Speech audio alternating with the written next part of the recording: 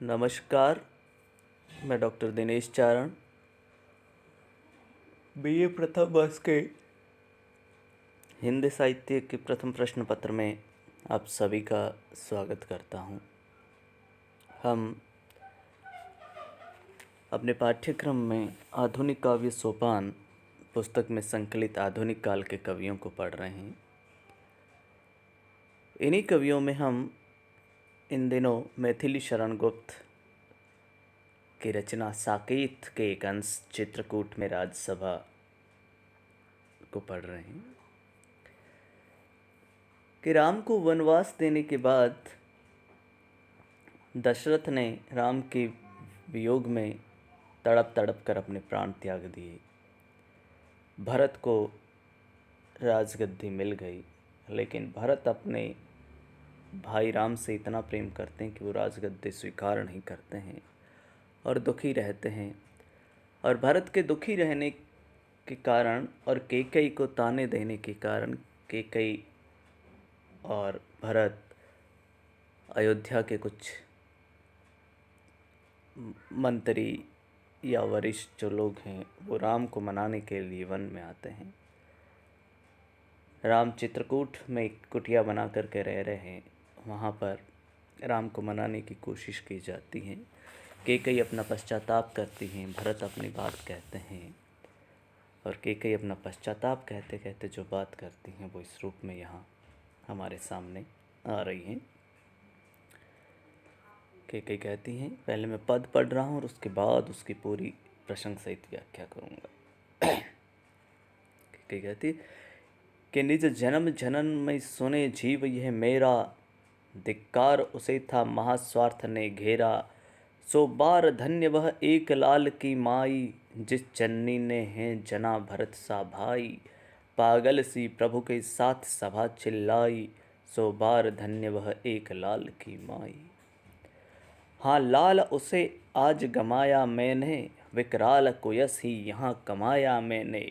निज स्वर्ग उसी पर वार दिया था मैंने, हर तुम तक से अधिकार लिया था मैंने।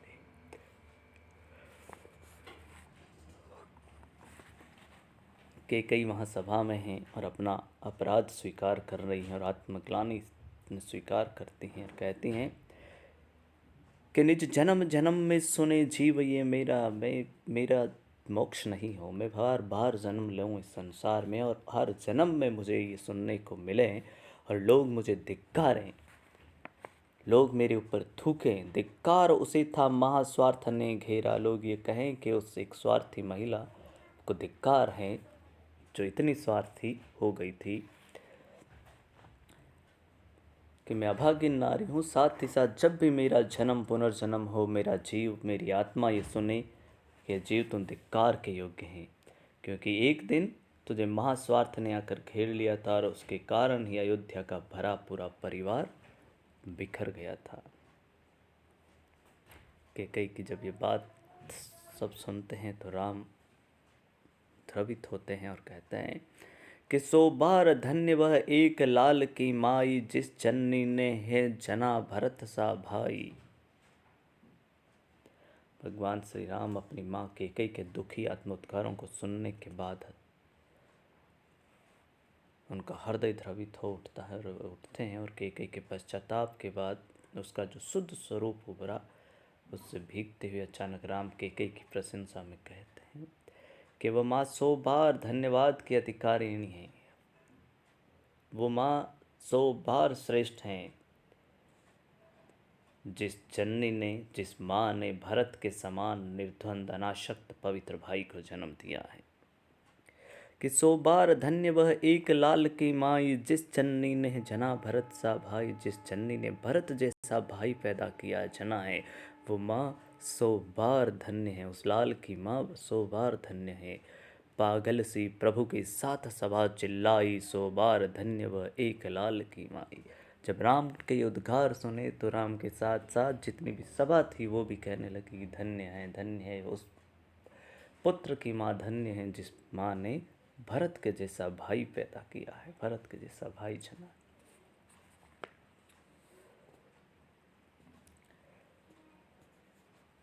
इसके बाद केकई कहती हैं कि हाँ लाल उसे आज गमाया मैंने, विकराल को यस ही यहाँ कमाया मैंने, निज स्वर्ग उसी पर वार दिया था मैंने, हर तक तुमसे अधिकार लिया था मैंने। केकई कहने लगती हैं कि लाल, भरत को जन्म देकर भी मैंने उसे नहीं पहचान पाने के कारण अपने हाथ से सदा के लिए मैंने भरत को खो दिया। हाँ लाल उसे आज गमाया मैंने, हाँ पुत्र जिसे आज मैंने गमा दिया, मैंने खो दिया है। और मैंने सिर्फ विकराल कुयस ही यहाँ कमाया है, मैंने जन्म लेकर के सिर्फ कुयश कमाया, मैंने अपयश कमाया है, अपकीर्ति कमाई है।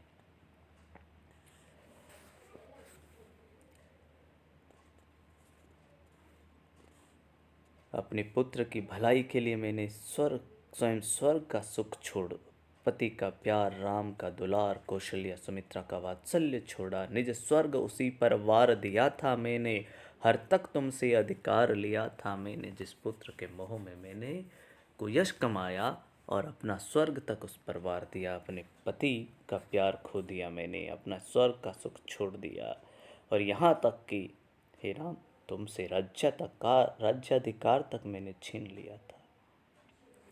अतः मैं अपयश और कुयुस को कमाने वाली हूँ, मुझे धिक्कार है अपने किए हुए उन सारे कार्यों पे। कि कई स्वयं को स्वार्थी प्रपंची बताकर पश्चाताप करती हैं, स्वयं को अपराधी मानती हैं, परंतु राम उसके महत्व को समझ के उन्होंने भरत समान भ्राता की जन्मदात्री दुखी माता केकई की सभी के सामने प्रशंसा की और सभी लोगों ने उसे स्वीकार किया। केकई का पश्चाताप, केकई का हृदय परिवर्तन यहाँ कवि ने देखने में बताया है। बहुत सरल सरस भाषा में, एक मर्यादापूर्ण और आदर्श रूप में पूरे केकई को स्थापित कवि ने यहाँ किया है। अगला पद इस प्रकार है कि पर वही आज ये दीन हुआ रोता है, संकित सबसे धृत हरिण तुल्य होता है, श्रीखंड आज अंगार चंड है मेरा, फिर इससे बढ़कर कौन दंड है मेरा। छल किया भाग्य ने मुझे अयस देने का, बल दिया उसी ने भूल मान लेने का, अब कटे सभी वे पास नाश के मेरे, मैं वही केकई वही राम तुम मेरे, होने पर बहुधा अर्ध रात्रि अंधेरी, झिझी आकर करती पुकार थी मेरी। केकई भाव विगलित हो जाती हैं और आगे यानी अपने कुकर्म और पश्चाताप और स्वार्थ प्रति का और उकेरती हुई कहती हैं और कहती हैं कि पर वही आज ये दीन हुआ रोता है, संकित सबसे धृत हरिण तुल्य होता है। और कहती हैं कि लेकिन वही भरत आज इस सभा में सबकी साम नज़रों में अपराधी बना खड़ा है। वह कह रही है जिसके लिए राम मैंने तुमसे तुम्हारा अधिकार तक छीन लिया था, वही आज इस सभा में लाचार बनकर रो रहा है, पश्चाताप कर रहा है, अपराधी बना सशंकित हिरण तुल्य डरा हुआ, हिरण के समान डरा हुआ कि आगे उसका क्या होगा। श्रीखंड आज अंगार चंड है मेरा,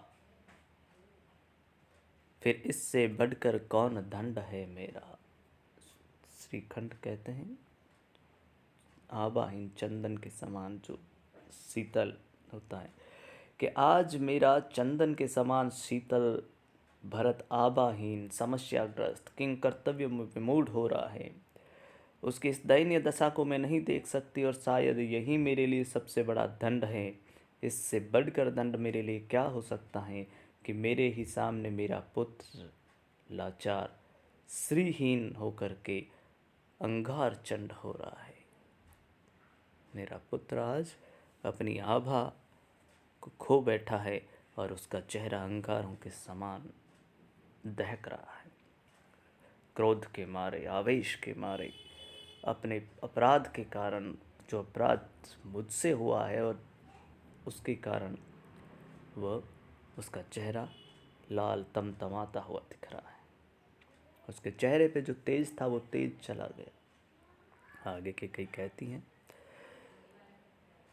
छल किया भाग्य ने मुझे अयस देने का, फिर इससे बढ़कर कौन दंड है, मेरा छल किया भाग्य ने मुझे यश देने का, बल दिया उसी ने भूल मान लेने का। आगे केकई कहती कि इन सभी घटनाक्रमों के लिए मैं ही नहीं, मेरा भाग्य ही दोषी, क्योंकि भाग्य ने ही उस दिन मेरे से 2 वचन मंगवा कर मुझे अपयश देने का छल किया था, और उसी भाग्य ने आज मुझे इतना संबल दिया है कि सभी के सामने मैं अपना अपराध स्वीकार करती हूँ, मैं अपनी भूल स्वीकार करती हूँ, मैं उस भूल और अपने उस अपराध के लिए सभी के सामने प्रायश्चित करती हूँ। ये बल भी मुझे उस भाग्य ने ही दिया है। अब कटे सभी वे पास ना सके मेरे, मैं वही केकई वही राम तुम मेरे। और केकई आगे कहती है कि मैं चाहती हूँ कि मेरे विनाश, मेरे अपराध के वे सभी बंधन कट जाएं जिससे हम अलग अलग हो गए थे और अपराध बोध की पीड़ा भोगने के लिए मजबूर हुए। मैं वही तुम्हारी माता केकई हूँ जो तुम्हें बचपन में अत्यधिक दुलार किया करती थी, और तुम मेरे वही राम हो जो मुझे अटखेलियाँ अपने कार्यों से अचंभित और हर्षित किया करते थे। होने पर बहुधा अर्धरात्रि अंधेरी, झीझी आकर करती पुकार थी मेरी। और पुरानी बातों को याद करती हुई कहती हैं कि हे राम, अधिकतर अर्ध आधी रात हो जाने पर जब तुम जागे रहते थे, तुम कौशल्या जीजी आकर के को उसको परेशान करते, तब तो जीजी आकर मुझे पुकारती थी कि लो तुम्हारा ये राम मुझे सुख से नहीं रहने देता है, और मैं तुम्हें लेकर तुम्हारे वात्सल्य में डूब जाती थी। हे राम, तुम मेरे वही राम हो जाओ जो मुझसे अपराध हुआ है, उस अपराधों के सारे बंधन कट जाएं, और तुम मेरे वही प्रिय राम हो जाओ। और अपनी पुरानी दिनों को केकई याद करती हैं भाव विभोर होकर। इस पद में कवि ने केकई के स्वार्थ के कारण केकई व भरत दोनों को अपराधी होकर के बता करके प्रायश्चित करवा रही है। केकई के दुख के बढ़ने का कारण यही है कि जिसके कारण ही उसका पुत्र आज सभी के सामने लाचार और भयभीत खड़ा है। केकई की भाग्यवादी भावना यहाँ प्रकट हुई है। तो इन दोनों पदों में हमने देखा कि केकई कहीं न कहीं अपराध बोध में डूबी हुई है, और उसे लगता है कि उसका जो अपराध हुए वो अक्षम्य है। उस अपराध के कारण उसके जीवन में अपयश आया है, उस अपराध के कारण ही उसका पुत्र उससे नाराज़ हैं, और जिस पुत्र के चेहरे पर जो तेज चंद्रमा के समान रहता था, वो आज अंगारों की तरह दहक रहा है। और इन सभी को वो केकई वहाँ सभी के सामने स्वीकार करती और कहती है राम से, राम, मेरे जीवन के सारे जो बंधन हैं, जो अपराध मुझसे हुए हैं, वो कट जाएं, और तुम पुनः मेरे प्रिय राम हो जाओ। इन दोनों पदों में अगर कुछ समझ में नहीं आया तो आप पुनः मुझसे पूछ सकते हैं। धन्यवाद।